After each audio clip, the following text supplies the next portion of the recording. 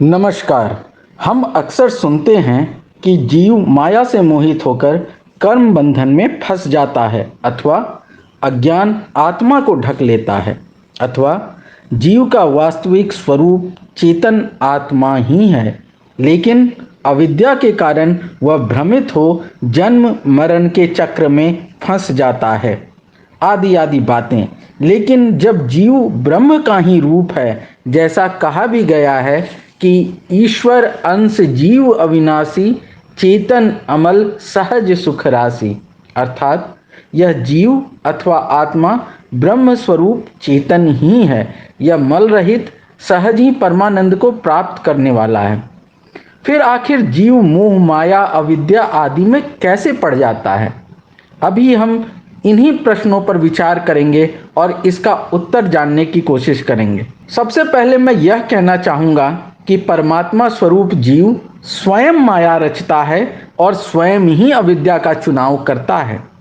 यह फंसने का चुनाव जीव का स्वयं का था, लेकिन उसने परमात्मा पर अथवा माया पर इसका उत्तरदायित्व डाल दिया, जबकि वास्तव में हम सब स्वयं बंधे हैं और हम स्वयं बंधते हैं अपनी इच्छा से, अपने ही बनाए बंधन में। और यह बंधन में बंधने का अभ्यास हम जीवन भर करते रहते हैं, अन्यथा कोई बंधन है ही नहीं। हम तो सहज सुख राशि ही हैं, सदा मुक्ति ही हैं।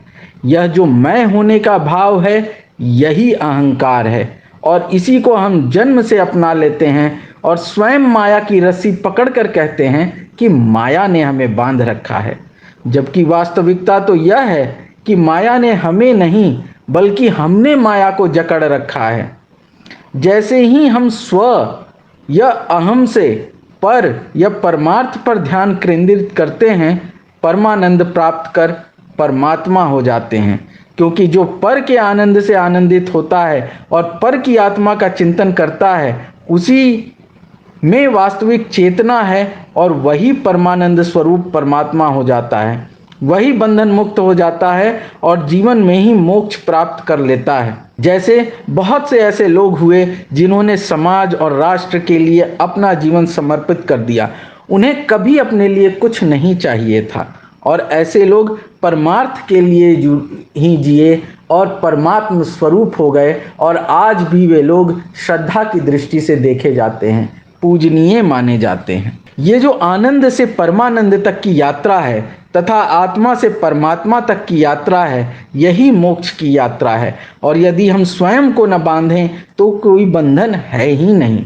ये तो हमारी चेतना या आत्मा ही है जो चुनाव कर फंसता है, अन्यथा जो परमात्मा का अंश हो वह परवश या दूसरे के वश में कैसे हो सकता है। लेकिन हम स्वयं को परवश मान लेते हैं और समझते हैं कि कुछ पारलौकिक है अथवा कुछ दैव है जो हमसे कर्म करवाता है तथा हमें बंधन में डालता है।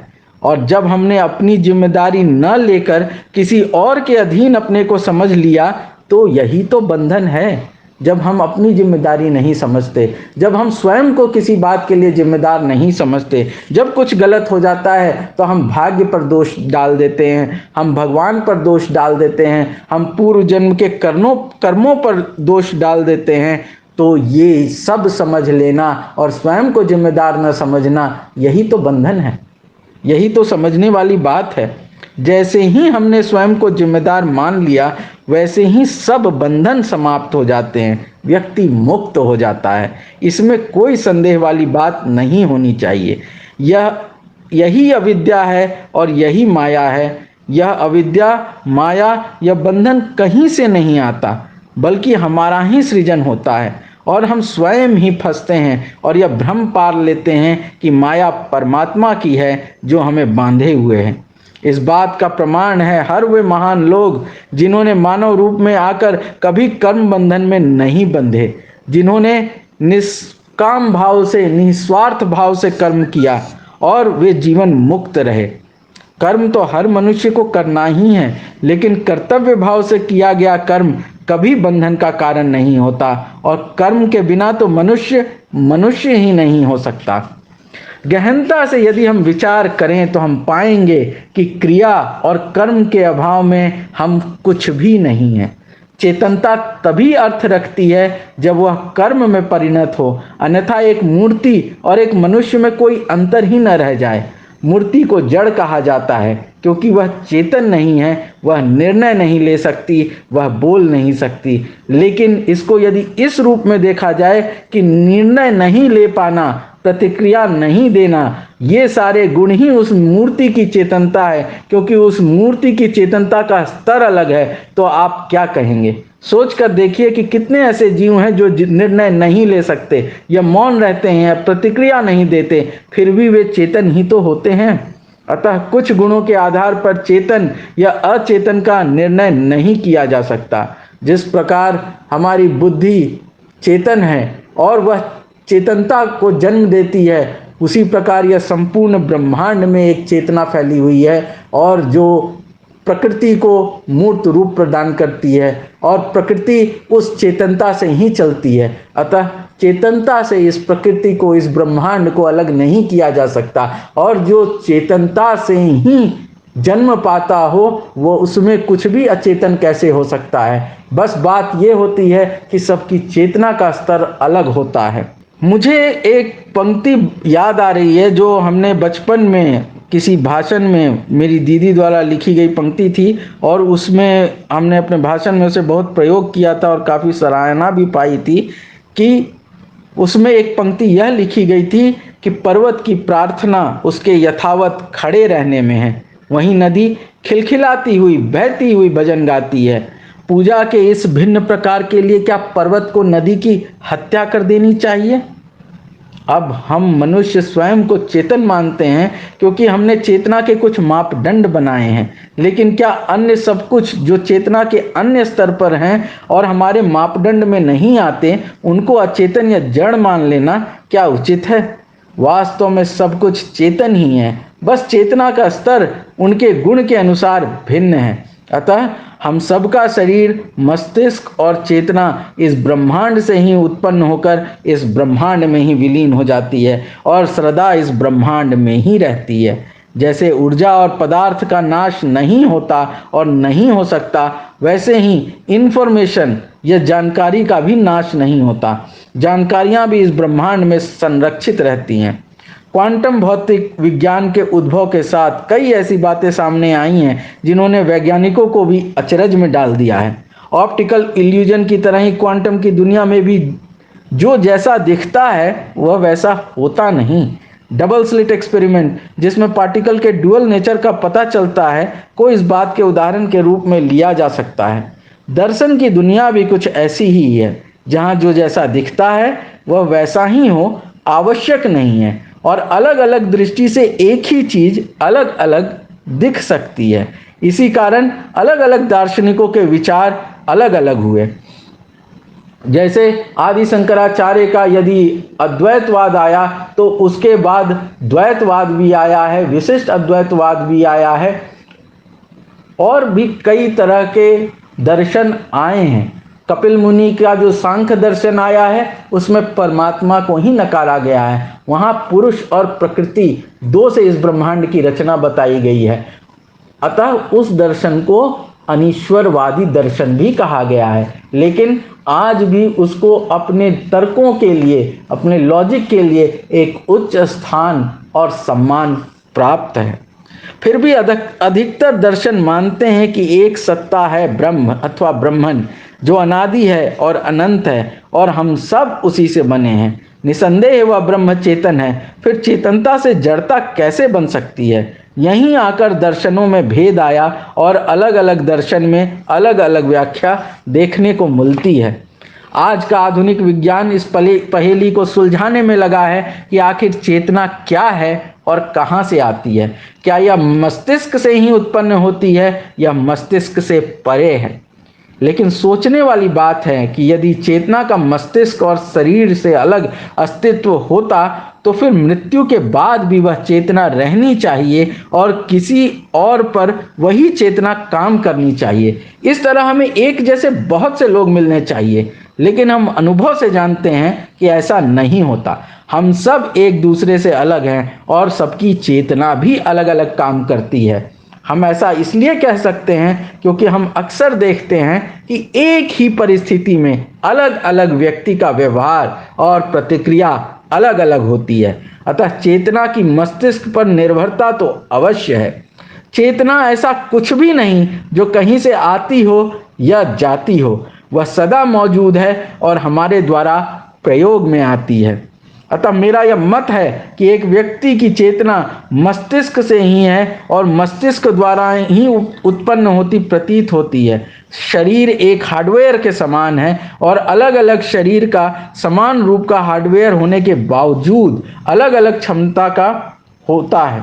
इंद्रियां इनपुट का काम करती हैं और मस्तिष्क सीपीयू प्लस मेमोरी या प्रोसेसर प्लस स्मरण होता है, जो जानकारी प्रोसेस करने के साथ साथ प्राप्त जानकारी को स्टोर या संरक्षित भी करता है।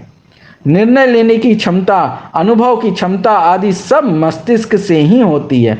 एनेस्थीसिया के प्रभाव में कोई व्यक्ति शरीर में होने वाले ऑपरेशन और उससे होने वाली पीड़ा अनुभव नहीं करता। जब हम सोते हैं तो भी हम बाह्य जगत का कुछ भी अनुभव नहीं करते, और जो स्वप्न में हम देखते हैं वह भी तो मस्तिष्क में अनुभवों की स्मृति के कारण ही होता है। क्या हम कभी भी कोई स्वप्न ऐसा देखते हैं जो हमने न कभी देखा या सुना हो? कुछ लोग कह सकते हैं कि हाँ ऐसा होता है कि उन्होंने ऐसा स्वप्न देखा जो उन्होंने कभी सोचा ही नहीं था, लेकिन वास्तव में यह भी अवचेतन मन की ही उपज हो सकती है, जिसे कोई व्यक्ति अपने चेतन मन द्वारा भले ही न जानता हो या भले ही अनुभव न किया हो या भले ही उसे ऐसा लगता हो कि उसने न सोचा हो, लेकिन यह बहुत नया अनुभव ऐसा प्रतीत होता है। लेकिन यह सब दुविधा इसलिए ही है कि मानव मस्तिष्क इतना जटिल है कि अभी तक इसकी पूर्ण संरचना और व्यवहार को समझा नहीं जा सका है। जिस दिन मस्तिष्क को पूर्णतः समझ लिया गया उस दिन बहुत सी दुविधाएं मिट जाएंगी, कई प्रश्नों के उत्तर मिल जाएंगे, लेकिन तब तक के लिए हमें प्रयास करते रहना चाहिए। किसी बात को अंतिम सत्य मान के रुक जाना कदापि ठीक नहीं है, क्योंकि उपकरणों के माध्यम से हम अपनी क्षमता भले बढ़ा लें, लेकिन मानव शरीर की कुछ परिसीमा है जिसका अतिक्रमण मानव शरीर को ही नष्ट कर सकता है।